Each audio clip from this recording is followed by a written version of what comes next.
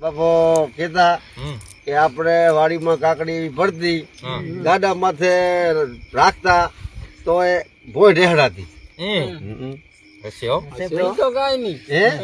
વાતો કરતા મારા દાદો મૂરે ભેહું બાંધતા કેવા મૂરા મૂરે ભેહું બાંધતા તો અમારા મતીરા એવી તોય નહીં.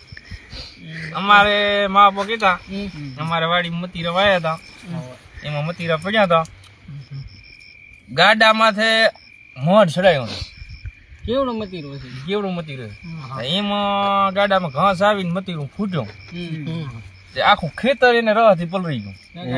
હા, ગુડા ગુડા હમ પાણી આખા ખેતરમાં.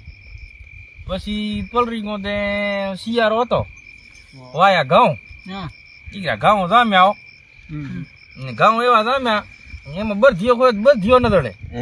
હા, બરધીઓ ખવાણો બરધીઓ ખવાણો ઘઉંમાં મારા દાદો વાત કરતા બરધીઓ દડે નહીં. એ તો ખોરી ખોરીને થાક્યા હતા, બેઠા હતા તો જે હું આવ્યો હા નાનું દાંતેડું, તે અડધું દાંતેડું અંદર ને અડધું બારે.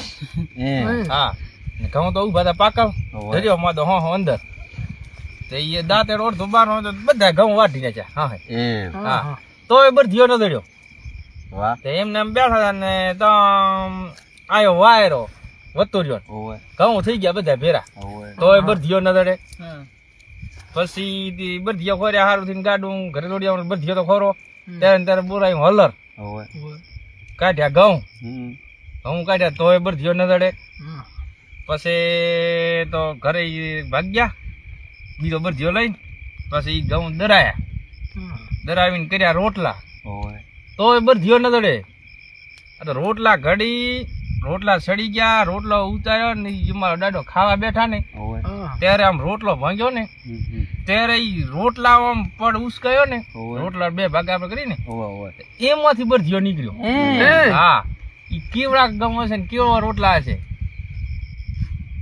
જૂના ઇતિહાસ ભાઈ પેલા આમ મોલ બધું બોરો થતો.